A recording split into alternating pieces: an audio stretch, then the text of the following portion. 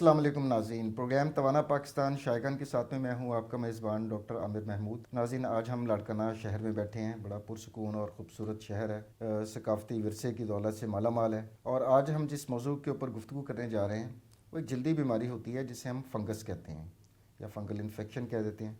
बहुत ज़्यादा आम है, ख़ास तौर पर जो गर्म और मरतूब इलाके हैं वहाँ पर तो बहुत ही ज़्यादा कॉमन है। तो इसके असरात देखने के लिए किस वजह से इन्फेक्शन हो जाती है, जल्द पे क्या इसकी अलामात होती हैं, पेशेंट को क्या तकालीफ होती हैं, इससे बचाव कैसे मुमकिन है और इलाज कैसे किया जाता है, तो इन तमाम पहलुओं के ऊपर हम गुफ्तगू करेंगे। और हमारी आज की मेहमान हैं डॉक्टर शादाब फातिमा अब्बासी, जो कि डर्माटोलॉजिस्ट हैं, ट्रेनिंग ले रही हैं चाणका मेडिकल कॉलेज लाड़काना से। Welcome to the show doctor Shadab. Thank you so much for having me. तो पहले तो टॉपिक तो हमारा फंगल इन्फेक्शंस हैं, लेकिन आप बताइए एज अ डर्माटोलॉजिस्ट कि हमारी जो जिल्द होती है उसके ऊपर कौन कौन से जरासीम हमलावर होकर हमें इन्फेक्शन कर सकते हैं। अच्छा, देखिए बहुत सारे इसमें जरासीम हैं। जैसे सबसे पहले तो बैक्टीरियल इन्फेक्शंस आपको पता है बहुत कॉमन है, फिर वायरल इन्फेक्शंस आ गए, उसके बाद फंगस आ गया जो आज का हमारा टॉपिक है। उसके अलावा पैरासाइट्स आ गए, उसमें एक्टोपैरासाइट्स आ जाते हैं, प्रोटोजोल इन्फेक्शंस आ जाते हैं। एक्टोपैरासाइट्स में जैसे लाइस आ गई, स्केबीज आ गई, ये अच्छा, सारे लाइस आते को आम अल्फाज में हम जुएं भी कह हैं। देते जुएँ हैं। भी कह सकते हैं आप। और स्केबीज तो काफ़ी खारिश वाली बीमारी जी, है, बहुत ज़्यादा बहुत शदीद शदीद खारिश होती है। ख़ारिश होती है वो। उसमें जरासीम आपकी जल्द की सतह पे रहते हैं तो वो बहुत एक प्रॉब्लमेटिक चीज़ बन और बड़ी जाती तेज़ी है। से फैलता है, सुना है बहुत स्केबीज स्प्रेड एक होता फ़र्द है, को है घर में तो सबको हो सबको जाएगा। हो जाएगा, बिल्कुल इसी वो तरह काफ़ी है। तकलीफ दह बीमारी है। जी। अच्छा, अगर फंगल इन्फेक्शंस की बात करें तो आमतौर पर स्केबीज़ के मामले में तो पूरा जिस्म तकरीबन इन्वॉल्व हो जाता है। हम्म।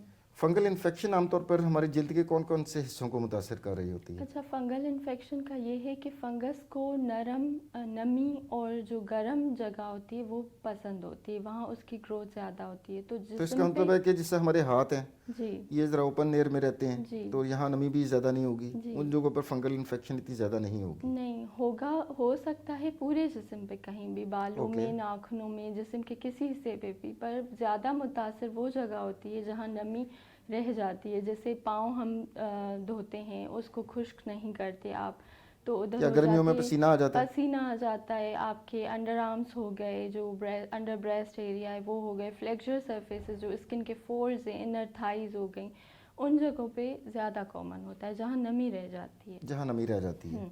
अच्छा, वहाँ पर तो हो गई। कौन कौन सी कॉमन फंगल इन्फेक्शंस इस वक्त हमारे पाकिस्तान में पाई जाती हैं, मतलब बच्चों में अलग होंगी, बड़ों में अलग, या एक तरह की ही इन्फेक्शंस होती अच्छा, हैं। बच्चों में जो कॉमन होती है सबसे ज़्यादा वो होती है जो सर में फंगल इन्फेक्शन हमें मिलता है। बच्चों के बाल वहाँ से झड़ जाते हैं गोल दायरे की शक्ल में, ब्लैक डॉट्स बन जाते हैं, खुश्की हो जाती है बच्चों में, वो ज़्यादा कॉमन है, जिसको हम टीनिया कैपेटिस भी बोलते हैं। और बड़ों में most commonly tinea corporis ringworm जिसको हम बोलते हैं, ठीक है, दांत की बीमारी जिसको आप बोलते हैं।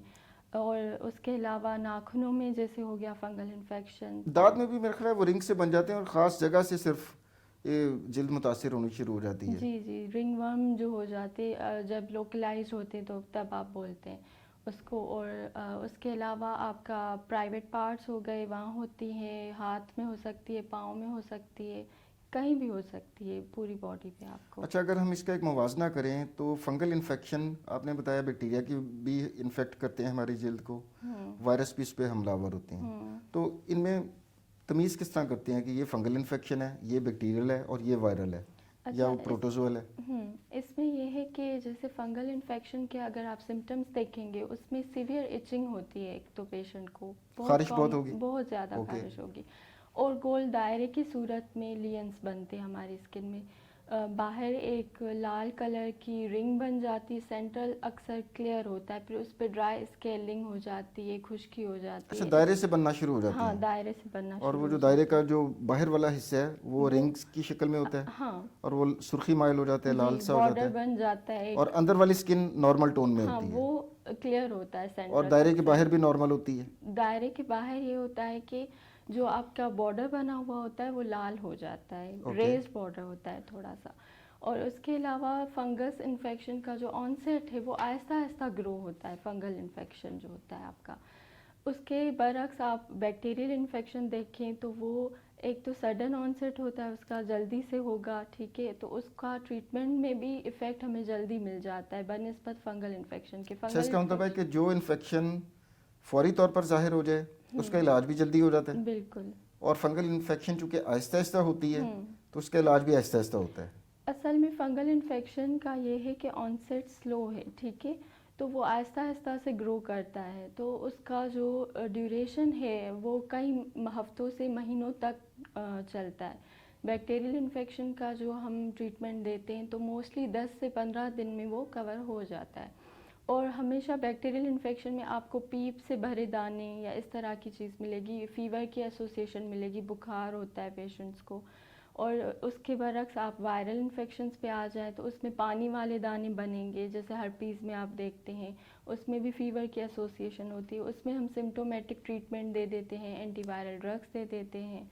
तो ये चीज़ें और ये सिम्टम्स हैं जिसके बेसिस पे आप डिफ्रेंशिएट कर अच्छा, सकते फंगल हैं। इन्फेक्शन में आमतौर पे बुखार की इतनी ज़्यादा शिकायत नहीं होती हो मरीज़ सकता को, है बट रेयर है, मतलब उसकी कोई कम होता स्ट्रॉन्ग है। एसोसिएशन नहीं है बरक्स के ओके। वायरल और बैक्टीरियल इन्फेक्शंस के। अच्छा, अब इसकी प्राइमरी कॉजेज़ फंगल इन्फेक्शंस की क्या बनती हैं? मतलब एक तो आपने बताया ना कि जो एग्रेवेटिंग फैक्टर्स होते हैं जो उसको प्रमोट करते हैं। हम्म। एक तो आपने बताया कि जिस जगह पर जिल्द पे नमी रहे हम्म। और वो एरिया गर्म रहे तो वहाँ पर आइडियल जगह है फंगल ग्रोथ के लिए। बिल्कुल। उसके अलावा और क्या फैक्टर्स हो सकते हैं आपके ख्याल में जो हमारे एटमॉस्फेयर के अंदर होते हैं विच प्रमोट फंगल इन्फेक्शंस इन पेशेंट्स? इसमें ये है कि इन्वायरमेंटल फैक्टर्स में अगर आप आ जाएं तो ह्यूमिडिटी हो गई, जो ह्यूमिड एरियाज़ होते हैं, जैसे हमारे साउथ एशियन कंट्रीज़ हैं, ट्रॉपिकल रीजन्स हैं सारे, यहाँ बहुत कॉमन है फंगल इन्फेक्शन हमारे इन्वायरमेंट की वजह से। उसके अलावा जब आप शेयर करते हैं चीज़ें, आपका टॉवल है वो आप शेयर करें घर में किसी और के साथ, उनको भी लग जाएगा फंगल इन्फेक्शन आपसे।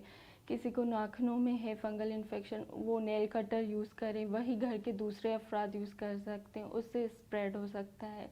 उसके अलावा जो है आपको अपनी हाइजीन का ख्याल रखना है, ठीक है, शावर ले रहे हैं आप, पाँव धो रहे हैं, आपको अपनी जिल्द को खुश्क रखना है हमेशा। तो खुश्क रखना है ये एक पॉइंट है जिससे आप फंगल इन्फेक्शन को प्रिवेंट कर सकते हैं। और शेयरिंग ना करें चीज़ों की, अपनी हाइजीन का स्ट्रिक्ट ख्याल रखें, नमी वाली जगहों को आप खुश्क रखें, वेंटिलेटेड रखें, कपड़े आप ज़्यादा टाइट ना पहने, लूज़ कपड़े पहने, कॉटन वाले कपड़े पहने, ये अच्छा, चंद जिन एक घरों चीज़ें में हैं। अब हमारे यहाँ पर फ्लैट सिस्टम भी है, ख़ास तौर पर कराची में बहुत पॉपुलर है, लोग फ्लैट्स में रहते हैं, वहाँ पर ताज़ा हवा भी नहीं गुजर रही होती है, टाइम्स बिल्कुल। वेंटिलेशन इतनी नहीं होती और धूप भी नहीं आ रही होती। तो इसका मतलब है कि इस तरह की जो ओवर क्राउडेड जगह हैं वहाँ पर फंगल इन्फेक्शन ज़्यादा होंगी। बिल्कुल इसी तरह है। लाइकवाइज जो हॉस्टल्स वगैरह हैं जी। वहाँ पर भी एट टाइम्स इस तरह होता है कि हर कमरे में ताज़ा हवा नहीं आ रही होती, बिल्कुल। तो वहाँ पर ये इस तरह का एटमॉस्फेयर जो है वो उसको प्रमोट कर रहा जी, होता है, वो फेवरेबल होता है फंगस फेवरेबल के होता लिए, है। हाँ। वहाँ अच्छा, मुल्कों का तो ज़्यादा आपने बता दिया डॉक्टर शादाब के, साउथ एशियन मुल्कों में ज़्यादा तनासुब है इसका। अब अमेरिकाज़ वगैरह में इतना ज़्यादा चूँकि ह्यूमिडिटी नहीं होती तो वहाँ पर नहीं होगा। अब मुल्क के अंदर भी बहुत ज़्यादा वेरिएशन होती है ना मौसमों की। बिल्कुल। जिस तरह अगर मैं बात करूँ, हम इस्लामाबाद में रहते हैं तो उधर इतनी ह्यूमिडिटी नहीं होती, हम्म। लेकिन जैसे से हम साउथ पंजाब से क्रॉस करते हैं सी के करीब होते रहते हैं, कराची में तो पीक के ऊपर ह्यूमिडिटी होती है, सारा साल ही बहुत ज़्यादा रहती है। बिल्कुल। तो हमारे मुल्क के अंदर भी कुछ एरियाज़ होंगे ना जहाँ पर फंगल इन्फेक्शन ज़्यादा होती होंगी। जी बिल्कुल, जैसे अब ये इंटीरियर सिंध में आप देख लें, ठीक है, यहाँ पे बहुत गर्मी पड़ती है और उस वजह से पसीना भी ज़ाहिर है ज़्यादा आता है लोगों को, और पुअर सोशो इकोनॉमिक स्टेटस होता है, वो एक कंट्रीब्यूटिंग फैक्टर है, वही ओवर क्राउडिंग वगैरह हो जाएगी। तो वहाँ पे उन इलाकों में ये ज़्यादा होता है, पंजाब हो गया, इंटीरियर सिंध हो गया, इवन कराची हो गया, जो समंदर के करीब इलाके हैं जहाँ भी गर्मी ज़्यादा पड़ेगी, नमी ज़्यादा होगी, इसी तरह उन है। इलाकों में ज़्यादा होगा फंगल अच्छा, इन्फेक्शन। फंगल इन्फेक्शन की कुछ टाइप्स होती हैं, जिस तरह रिंग वर्म्स हो गया, एथलीट फुट हो गया, कैंडिडियासिस हो गई। मैं चाहूँगा कि इसके ऊपर भी थोड़ी रोशनी डालिए कि वो क्या चीज़ें होती हैं। अच्छा, जैसे एथलीट्स फुट है, इसके नाम से ही आप एक तो एथलीट मीन भागने वाला, पाँव से रिलेटेड होगा। आप एक अंदाज़ा लगा सकते हैं कि एक तो ये पाँव का इन्फेक्शन है, और ये होता इस तरह से है कि पहले स्टार्ट होती है इचिंग, पाँव के दरमियान जो उंगलियों के बीच स्पेसेस होती हैं वहाँ इचिंग शुरू होती है, फिर थोड़ी हल्की सी आपको बर्निंग होगी, एक सफ़ेदी सी वहाँ हो जाती है स्पेसेस के, इंटरडिजिटल स्पेसेस के बीच में, और ये उन लोगों में ज़्यादा कॉमन होती है जो बंद शूज़ ज़्यादा देर पहनते हैं अपनी जॉब की वजह से, या जैसे एथलीट्स हैं, स्पोर्ट्समैन हैं, उनको लॉन्ग आवर्स के हिसाब से शूज़ पहनने पड़ते हैं। तो उनमें नमी ज़्यादा होती है पाँव में, वहाँ ज़्यादा ग्रो हो जाता है। सही है। और उसके अच्छा, अलावा सॉक्स फ्रीक्वेंटली चेंज करना कितना हाँ, इंपॉर्टेंट है, क्योंकि सॉक्स कई भी लोग तो एक बिल्कुल। एक हफ्ता एक ही सॉक्स पहने नहीं, रहते हैं। इसमें मैंने शुरू में भी ये बात कही कि हाइजीन का आपने प्रॉपर ख्याल रखना है, चाहे आपका तौलिया हो, आपके सॉक्स हो, आपके अंडरगारमेंट्स हो, आपने वो डेली चेंज करने हैं और किसी से शेयर नहीं करनी आपने अपनी पर्सनल चीज़ें।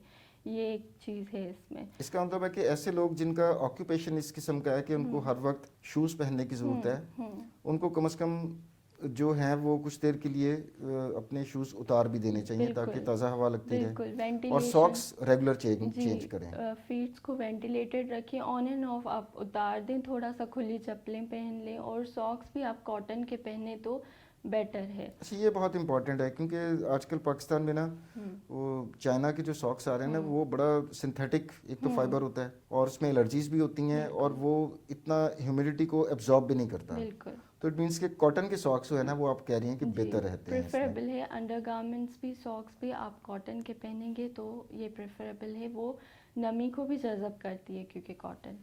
अच्छा, वैसे तो डर्माटोलॉजी के ज़्यादातर, बीइंग अ डॉक्टर अगर मैं बात करूं, तो हम अक्सर ये कहते हैं कि मरीज़ जिस वक्त दरवाजे से अंदर आ रहा होता है तो हम देख लेते हैं कि क्या मर्ज़ है इसको, इसी तरह ही है ना। तो जी ज़्यादातर अमराज में तो जो इसकी तशखीस होती है जल्दी अमराज की, वो देखने से ही पता चल जाती है, ठीक है। लेकिन फंगल इन्फेक्शन की बात हो रही है, इसमें कोई टेस्ट वगैरह करवाने की कभी ज़रूरत पड़ सकती है? जी पड़ सकती है, बट जैसे आपने बोला कि कुछ बीमारियां ऐसी होती हैं आपको देख के और हिस्ट्री से, पहले तो एग्जैक्टली पेशेंट की हिस्ट्री आपको आधे से ज़्यादा अंडरस्टैंडिंग करवा देगी। फिर आपकी जो क्लिनिकल डायग्नोसिस होगी वो आपकी क्लिनिकल एग्जामिनेशन से ही मोस्टली फंगल इन्फेक्शन डायग्नोस हो जाता है इजीली। बट समटाइम्स आप जो क्लिनिक्स में ज़्यादातर यहाँ कॉमन हम एक टेस्ट करते हैं, वो करते हैं हम स्क्रैपिंग्स। ठीक है, आप स्क्रैपिंग करेंगे स्किन की जहाँ आपको लियन है फंगल थोड़ा इन्फेक्शन सा, का, यानी कि सादा अल्फाज में खुरच के थोड़ा खुरच सा के हम, थोड़ी सी उतार देंगे और आप। माइक्रोस्कोप के नीचे देखेंगे उसको। जी, पोटेशियम हाइड्रोक्साइड 10 to 20% होता है, उससे हम उसको एग्जामिन करते हैं, 10 से 15 मिनट में उसका रिज़ल्ट आ जाता है। और अगर नाखूनों में है आपको उसकी नेल क्लिपिंग्स, नेल कटिंग्स लेके उसको एग्जामिन करेंगे, बालों में है तो बाल की एक स्ट्रैंड लेके एक बाल तोड़ के उसको इसी आसान तरह से एग्जामिन डायग्नोसिस है, कर इतना लेंगे। ज़्यादा जी कॉम्प्लिकेटेड नहीं है, और हर जगह बिल्कुल, इजीली अवेलेबल बासानी है। दस्तयाब है। जी बिल्कुल। अब हम आते हैं इसके इलाज की तरफ। हम्म अब ये किस किस्म की बीमारी है कि इसमें कोई क्रीमें, ऑइंटमेंट्स लगाने की ज़रूरत होती है, या खाने वाली दवाइयाँ या इंजेक्शंस, क्या देना पड़ता है इसमें? अच्छा, इसमें ये है कि लगाने वाली दवाई भी होती है, खाने वाली दवाई भी होती है। अब वो डिपेंड करता है आपकी डिज़ीज़ लोकलाइज्ड है या फैली हुई है, एक जगह पे एक दो निशान है या पूरी बॉडी पे है आपको, और किस जगह पे है। ये सारी चीज़ें, ये सारे फैक्टर्स होते हैं जिसके हिसाब से हम ट्रीटमेंट देते हैं। अब आपको एक या दो निशान है, लोकलाइज्ड है आपका, तो उसमें आप सिर्फ लगाने वाली दवाई भी देंगे तो 2 to 4 वीक्स उसका ड्यूरेशन होता है लगाने के लिए भी, वो आप लगाएंगे उससे वो हल हो जाता है। बट अगर एक्सटेंसिव है, पूरी बॉडी इन्वॉल्व है, या जैसे नाखूनों में है या बालों में है, उसमें हमें खाने वाली दवाई देनी होती है। क्योंकि वो उसमें नाखूनों के डिफरेंट, ऊपर डायरेक्ट लगाना मुश्किल होता है ना बिल्कुल अंदर इसके। बिल्कुल, पेनिट्रेशन मुश्किल होती है, और वैसे भी क्योंकि नाखून थोड़ा सख्त होता है आपको पता है, तो उसमें वैसे भी ड्यूरेशन ज़्यादा है बनस्बत कहीं और बॉडी पे आपको है इन्फेक्शन।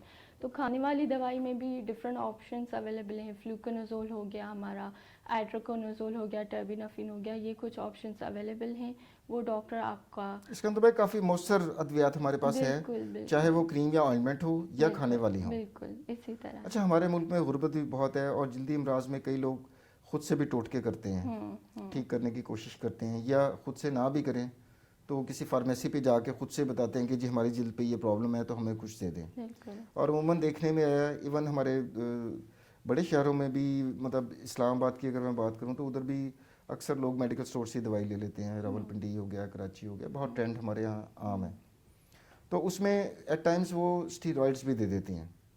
अब मेडिकल स्टोर वाले को तो नहीं पता, वो आपकी तरह डॉक्टर तो नहीं है बिल्कुल। कि कौन सी इन्फेक्शन है तो मैंने क्या चीज़ देनी है। अब वो अगर स्टीरॉइड्स वगैरह अगर लगा लिए जाएं उसके ऊपर तो फंगल इन्फेक्शन बिगड़ भी सकती हैं। जी ये बहुत कॉमन प्रैक्टिस है बिगड़े हुए ओपीडीज में। केसेस आते हैं आपके बहुत पास? ज़्यादा रिफ्रैक्टरी केसेस, बिगड़े हुए केसेस, टोटके करके आना, और स्टीरॉइड्स का अब्यूज़ तो बहुत कॉमन है। केमिस्ट के पास जाएंगे, स्टीरॉइड्स का क्या क्योंकि है। केमिस्ट के पास एक ही फार्मूला होता है, हर एक को एक ही लाठी से वो हाँकता है। जो बिल्कुल। भी स्किन का है उसको वो, नाम नहीं मैं लेता उन क्रीमों का, लेकिन स्टीरॉइड उसमें होते हैं और वो वही दे देते हैं बिल्कुल। और वो वक्ती तौर पर थोड़ा सा रिलीफ शायद दे रिलीफ देता मिलता है है। और पेशेंट समझता है कि शायद मैं बिल्कुल ठीक हो रहा हूँ। यही मिथ है, क्योंकि स्टीरॉयड का क्या है, वो आपकी इन्फ्लामेशन कम करेगा, ठीक है। आपको कुछ देर के लिए, कुछ अरसे के लिए थोड़ी इचिंग कम हो जाएगी, वो एक राहत मिलेगी मरीज को और राहत मरीज मिलेगी। कहेगा कि जी मैं बिल्कुल जी बिल्कुल सही, मुझे दवाई मिल गई पेशेंट्स है। यही समझते हैं कि हम ठीक हो गए, बट वो आफ्टर 2 वीक्स या 1 वीक फिर रिफ्रैक्टरी होके फिर रिकरेंस हो जाती है और वो वर्स हो जाती है पिक्चर उसकी। इवन स्टीरॉयड यूज़ करने से उसकी क्लिनिकल पिक्चर आपको डिफरेंट नज़र आएगी। वो एक्जिमा या सोरायसिस से भी मिमिक करता है फंगल इन्फेक्शन, जब स्टीरॉयड यूज़ करके पेशेंट आते हैं। या घरेलू नुस्खे हो गए, टोटके हो गए, जैसे ऑयल लगा लेते हैं पेशेंट, क्योंकि ड्राइनेस या स्केलिंग हो जाती है ऊपर निशान के, तो उनको लगता है खुश्की है, तेल लगाएंगे तो अच्छा फ़ायदा होगा। तो अगर बट ऑयल उससे लगाएंगे वो तो उस जगह को सील कर देगा और बिल्कुल बिल्कुल और ज़्यादा ह्यूमिडिटी वाली सिचुएशन बिल्कुल क्रिएट करेगा, ये तो उल्टा नुकसान हो जाएगा उसका। यही चीज़ है कि ऑयल लगाने से या ऐसे स्टीरॉइड्स यूज़ करने से वो और एक तो स्प्रेड हो जाता है। ऑयल आपने लगा लिया, आपने उसको नमी दे दी, वो उसके स्पोर्स और मल्टीप्लाई होके जो लोकलाइज्ड स्किन के इन्फेक्शन, मसाम भी बंद कर दिए आपने ऑयल से। बिल्कुल बिल्कुल, जो एक लोकलाइज आपकी डिजीज़ है, फंगस है, वो आपका एक्सटेंसिव हो जाता है, स्प्रेड हो जाता है ओवर द टाइम। तो ये चीज़ें हैं जिनसे इज्तनाब करना चाहिए। अच्छा, आपने एक टर्मिनोलॉजी बोली रिफ्रैक्टरी फंगल इन्फेक्शन। अवाम उन्नास के लिए बताता चलूँ कि रिफ्रैक्टरी हम उस बीमारी को कहते हैं कि जिसमें जो आमतौर पे दवाइयाँ जिससे ठीक हो जाता है मर्ज़, तो वो दवाइयाँ काम नहीं कर रही होती, उसको हम रिफ्रैक्टरी बीमारी कह देते हैं।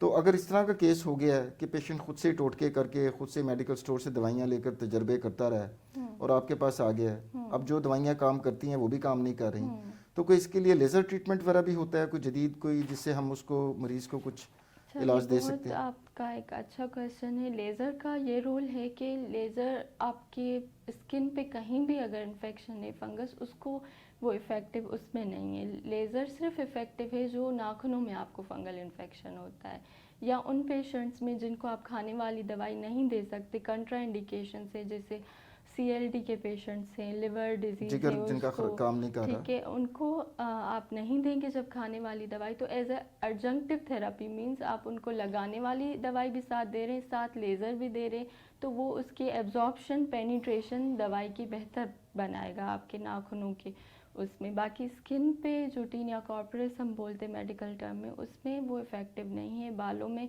लेज़र इफ़ेक्टिव नहीं है। ये सिर्फ नाखूनों में जो फंगल इन्फेक्शन होता है, ओनिकोमाइकोसिस, उसमें इफ़ेक्टिव है। वो भी उसकी पेनिट्रेशन दवाई की बेहतर बनाएगा। दवाई के साथ आपने लेज़र सेशंस देने, खाली लेज़र नहीं करना आपने। तो नतीजा ये निकला कि फंगल इन्फेक्शन हो या जिल्द का कोई भी मर्ज़ हो फॉर दैट मैटर, तो अपने तजर्बे करने के बजाय, केमिस्ट से दवाई लेने के बजाय या घरेलू टोटके करने के बजाय बेहतर है कि किसी माहिर अमराज़ जिल्द से मशवरा कर लिया जाए बिल्कुल और उसको उसी वक्त आप जड़ से पकड़ के उस बीमारी का इलाज कर सकते हैं। बिल्कुल और अगर वो रेजिस्टेंट हो जाए या मौसर ना रहे इलाज, तो फिर आगे फिर मुश्किलात पैदा हो सकती हैं। बिल्कुल इसी तरह। अच्छा डॉक्टर शादाब, आज के मौजू के हवाले से काफ़ी अच्छी आपने खूबसूरत गुफ्तगू की लोगों को नॉलेज देने के लिए।